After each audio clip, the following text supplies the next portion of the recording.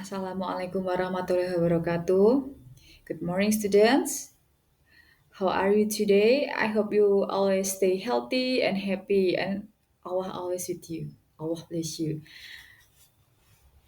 Oke, yang absen ya, di absennya ditulis di grup kelas siapa yang tidak hadir, siapa yang izin. Today we gonna learn about narrative text, exploring story. Apa itu narrative text, exploring story? Narrative text adalah sebuah teks atau tulisan yang isinya adalah cerita.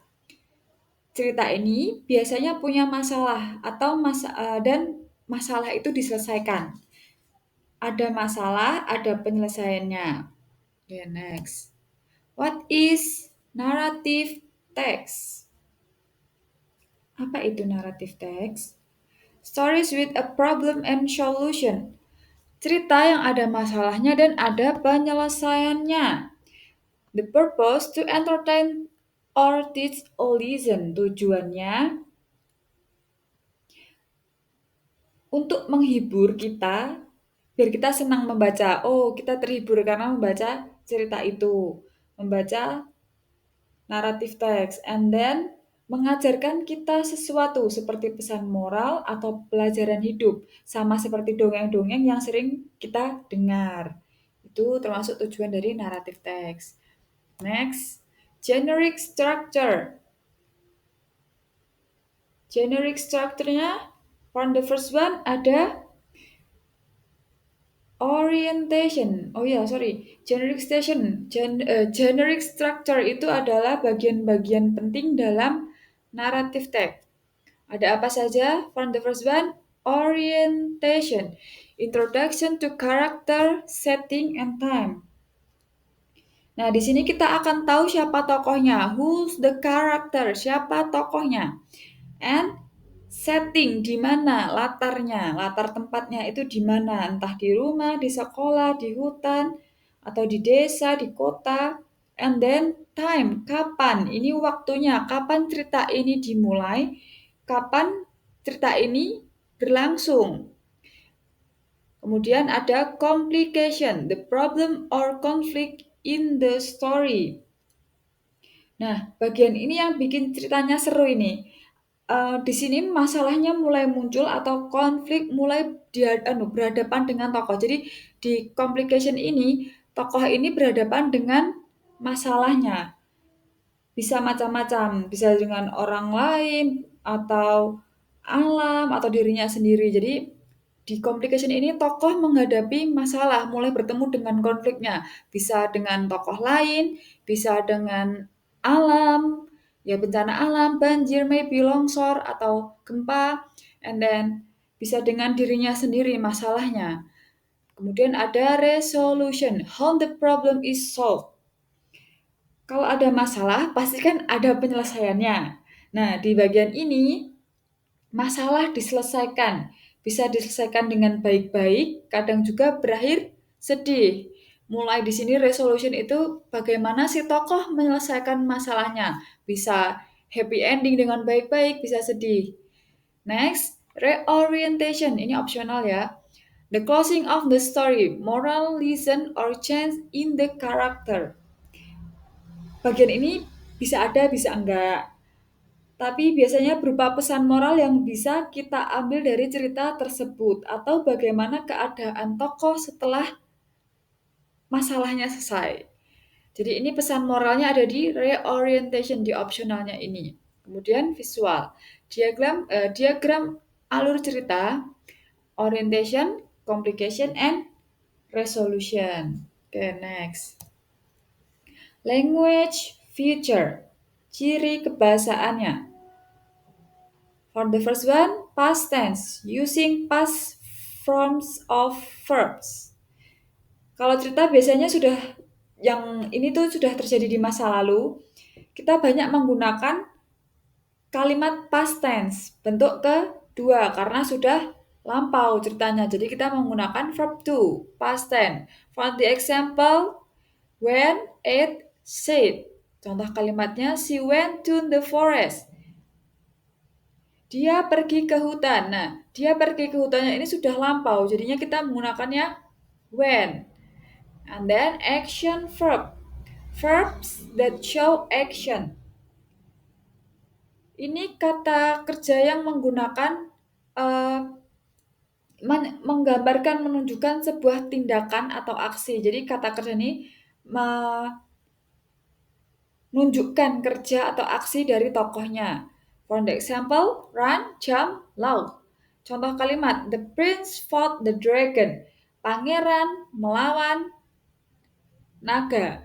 Fought ini kan aksi ya, melawan. Jadi kita pakainya ini. Action verb, aksi. Kalimat aksi. Kata kerja aksi yang menunjukkan sebuah tindakan. And then saying verbs. Kata kerja yang digunakan untuk mengatakan apa yang diucapkan oleh tokoh. Contohnya said berkata, told memberitahu, shouted berteriak. Contoh kalimatnya, he said hello. Dia berkata halo. Ini menggambarkan apa yang dikatakan tokoh. Kata apa yang dikatakan tokoh. And then next. Oh ya, ada lagi, sorry. Bener. Oh, benar. Ada time connectives. Oh ini. Words that connect even in time order.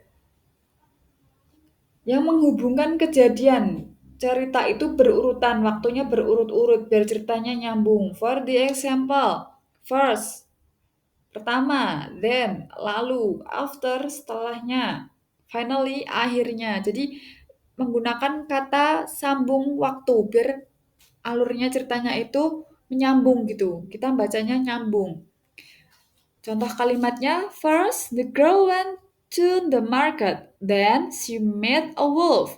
Pertama, gadis itu pergi ke pasar, lalu dia bertemu serigala. Nah, pertama, katanya waktu itu, time connection-nya itu, first, pertama, perempuan ini pergi ke pasar. Kemudian, nah ada kata sambungnya waktunya kan. Kemudian dia bertemu serigala, seekor serigala. Jadi time connection ini bertujuan untuk menghubungkan kejadian yang berurutan agar kita bacanya nyambung, ceritanya nyambung, kalimatnya, kata-katanya nyambung. Oke, next. Elements of narrative text. Unsur-unsur cerita. Yang pertama ada characters. Who is the theory? Siapa tokohnya? Ada siapa saja tokohnya? Bisa hewan, bisa manusia, bahkan benda yang bisa berbicara. Nah, kemudian ada setting. Latar tempatnya di mana? Where and when does the story happen? Latar belakang, tempat, dan waktu. Kapan dan di mana cerita itu terjadi? Apakah di hutan, di sekolah, di kota, di desa? Kemudian ada kapan itu? Pagi hari, malam, siang, sore, atau zaman dahulu, atau sekarang. Kemudian plot. Apa itu plot? Alur cerita. Alur cerita, urutan kejadian cerita. Jadi, di cerita itu ada urutannya, kejadian dalam cerita. Apa yang terjadi pertama, lalu apa, dan seterusnya sampai selesai. Jadi berurutan ceritanya. And then moral value.